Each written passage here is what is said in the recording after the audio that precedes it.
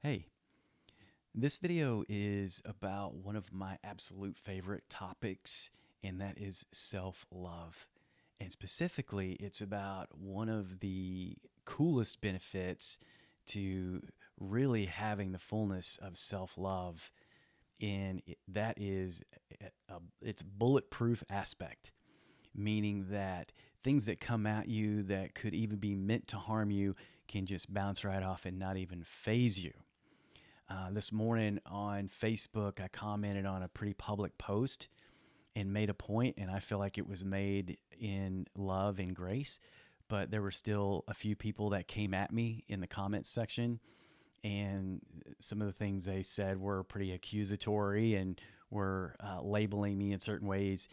And I just responded to them in love, um, gratitude, and I just shrugged off the labels and the accusations, and was just like, well, I can see there's some woundedness there.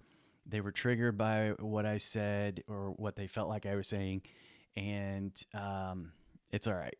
I got no need to defend. There was no need whatsoever to defend myself in those comments, um, and I felt really grateful after getting off of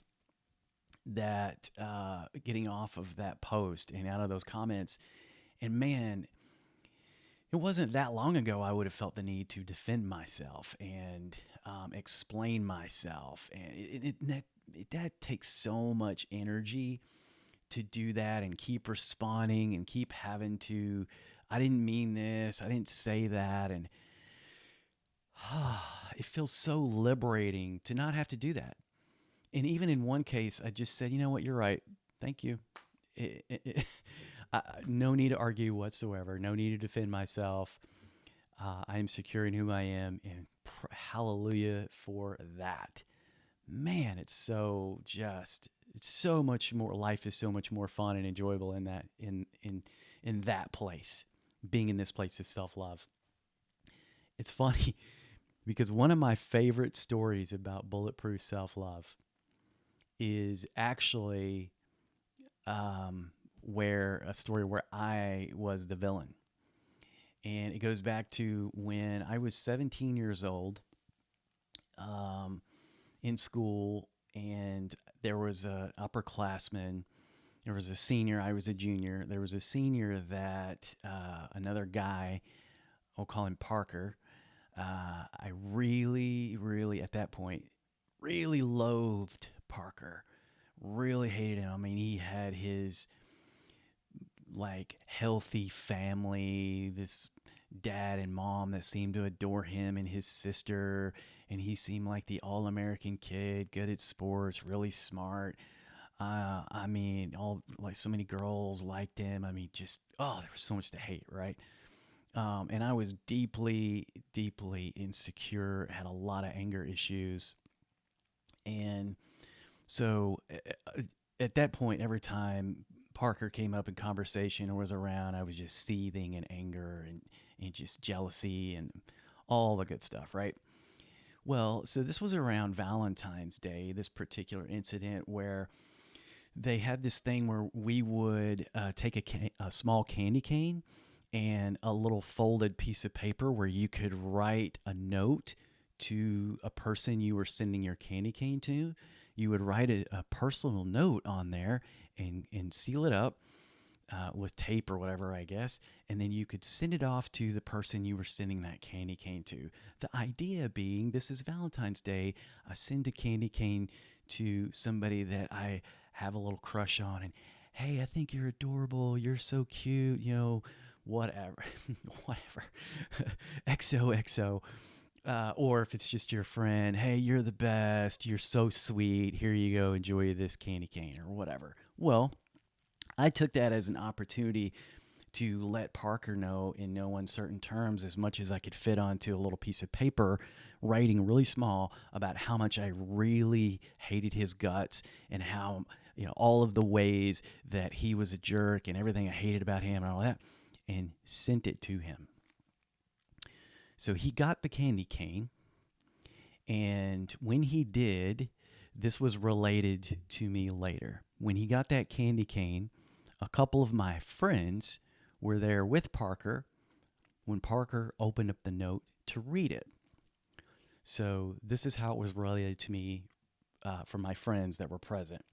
Parker opens it up, reads the note, and then just goes, well, and he smiles real big, and he says, hey, at least I got some candy out of it. And then takes the note off the candy and unwraps the candy cane, pops it in his mouth, a big smile, and goes on about his day.